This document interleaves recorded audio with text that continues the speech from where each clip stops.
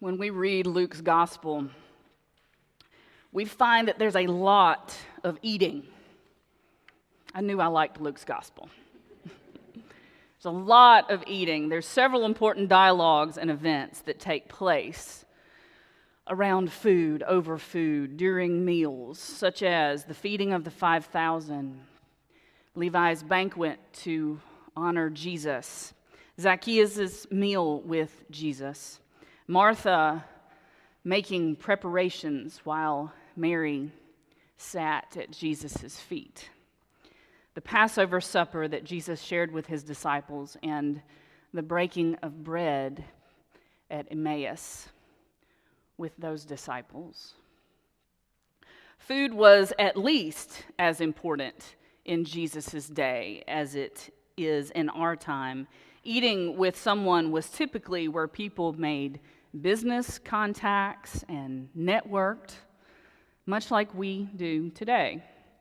So if you hosted a lavish meal, you got the right to name drop for a few weeks if someone important attended. So you got to go out and say, oh, Claudius was telling me just that the other night when he came for dinner. You got to do that. In the early church, in the culture in which Jesus and the early church lived, sharing a meal wasn't just about food. Sharing a meal was about status. For who you ate with was of the ultimate importance.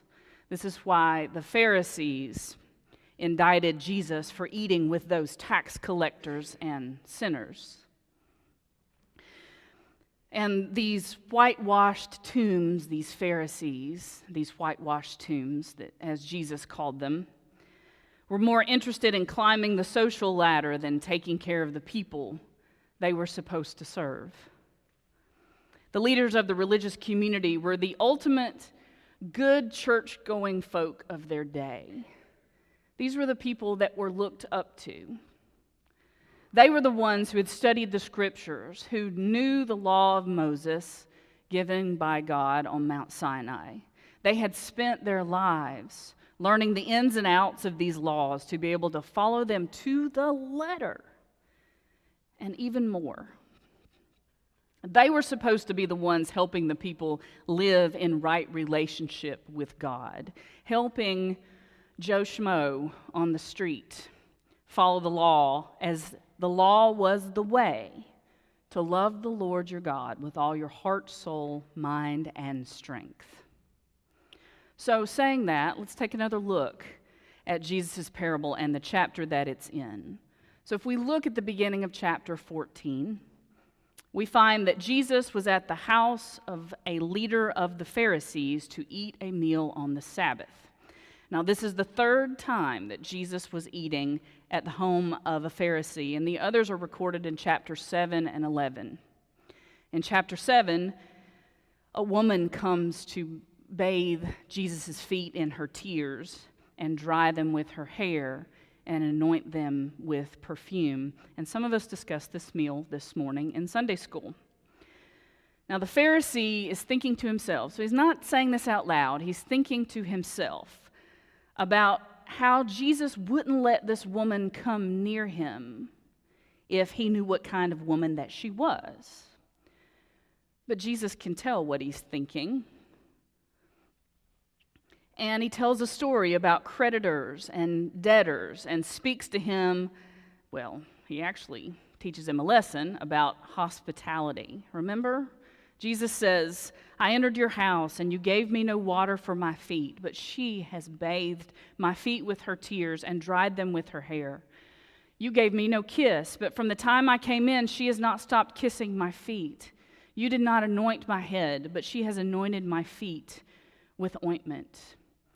The one who was outcast had no trouble recognizing God. But the one who was supposed to be able to recognize God didn't. In chapter 11, Jesus is invited to dine at a Pharisee's house after doing some teaching, and there's a question. This question arises about Jesus not washing up before dinner is served. So Jesus uses this opportunity to speak about how the Pharisees are all good looking on the outside, but full of rot on the inside. He even calls them unmarked graves. Jesus didn't ever seem to make for a polite party guest. Makes you wonder why the Pharisees kept inviting him. Well, verse 1 of chapter 14 might give us a clue. It says they were watching him closely. Jesus turned out to be a threat to the status quo, after all. So here Jesus is, one more time, at a Pharisee's home, healing a man with dropsy who just happens to be there, and watching the dinner guests jostle for the most important seat. Now, as I mentioned earlier, sharing a meal many times was about status and power and climbing the social ladder. So while these dinner guests are focusing on upping their social standing, Jesus finds the perfect opportunity to teach about God's kingdom. Someone gave a great dinner and invited many, Jesus begins. In his day, invitations were sent out well in advance of the actual dinner. But because the specific time the banquet would be ready was not known, someone was sent out later to bring the guests in once everything was prepared. At the time for the dinner, he sent his slave to say to those who had been invited, "Come, for everything is ready now. All is set. The party is ready to begin. Let's celebrate." And then the excuses start. Sorry, I can't make it today. I've got to check out this new piece of land that I just purchased. No, maybe another time. I just bought some new oxen and I have to try them out to see what they're like. Oh, maybe you didn't hear. You see, recently I got married and I just can't take that time away from my new wife. Now, I read some differing opinions on these excuses, but I can't imagine buying a piece of land or an animal on which my livelihood depended and not examining them thoroughly before I forked money over to somebody else. That's like buying a house or a car, sight unseen. And surely the honeymooners were aware of their impending nuptials before the banquet invitation arrived. Their excuses caused the host to be angry. Angry because this banquet matters and the host cares. The opposite of love isn't hate, after all. It's apathy. And there's nothing apathetic about this host. And his anger leads him to bring into the banquet those no one would ever think about inviting. And there still is room. Wow, this must be some banquet. Or in the words of N.T. Wright, Jesus has been going around Galilee summoning people for God's great supper. God's great supper. Going around Galilee summoning people for God's great supper. So what's that mean? So what is this banquet to which God is inviting us? And what is this party of which Jesus speaks? Well, it's God's kingdom. Not heaven, necessarily, although that's a part of it. But a kingdom that's right here and right now. A kingdom where people are treated with compassion and mercy. A kingdom where people experience joy and peace, where trust is nurtured and fear recedes, where community is cultivated and justice rolls down like waters, where love is practiced abundantly. Sounds like a pipe dream, doesn't it? That kind of community, that kind of kingdom simply sounds too good to be true. But it's not. It's not too good to be true. It's here. It's right here, and it's right now. How do I know?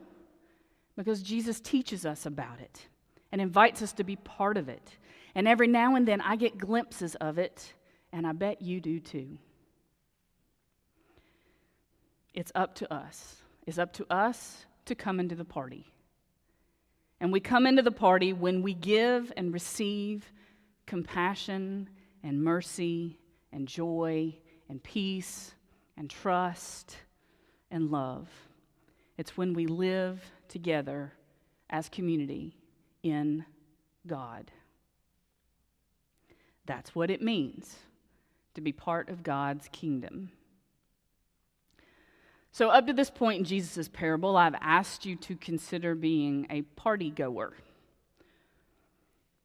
But the real beauty of Jesus' parables is that we can find ourselves in different parts of the story. So where else might you be in this story? Excuse giver?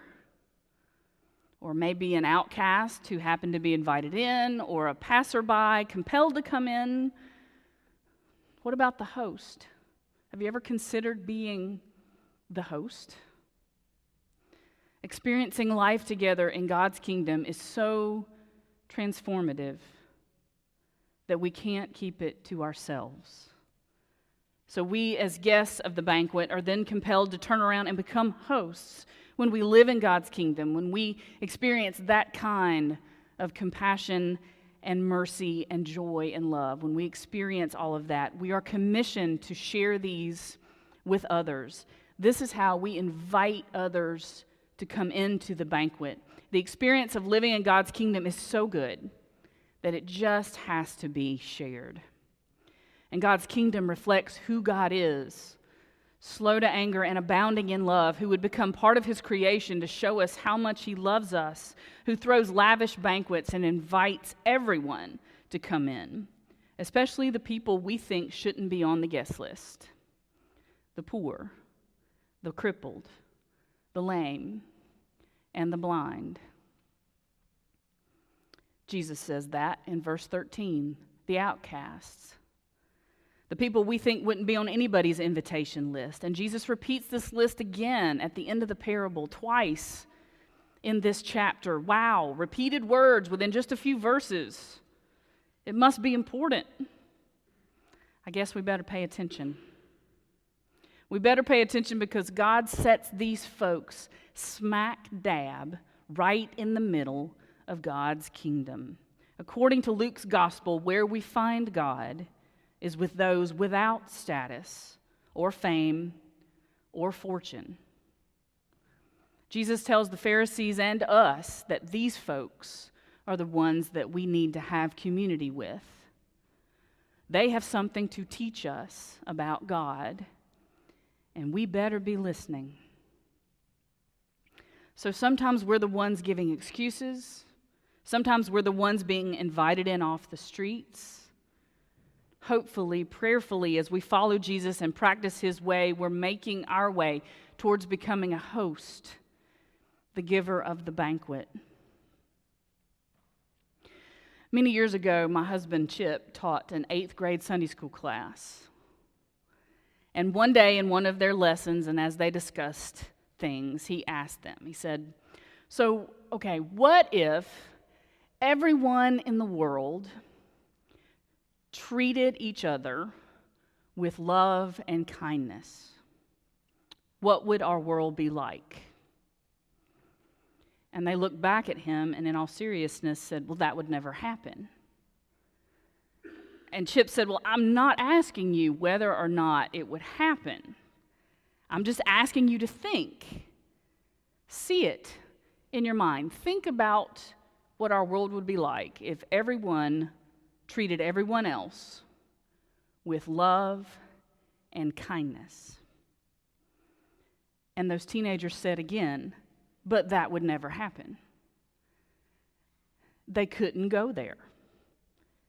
Those 14-year-old teenagers could not envision a community, a world, a kingdom where everyone treated everyone else with love and kindness, where people loved God and their neighbor as themselves. They could not see it. But God can. And we're called to catch his vision. We are called to be the party hosts, compelling people to come in and feast at God's banquet table. During this season of Lent, when we are called to count the cost of following Jesus, we need to consider if we are willing and able to host a party in God's kingdom? Are we willing to live the way that Jesus teaches us?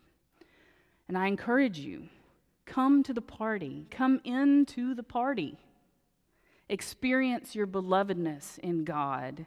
Find compassion and mercy and love. And then host your own party. The guest list is right here.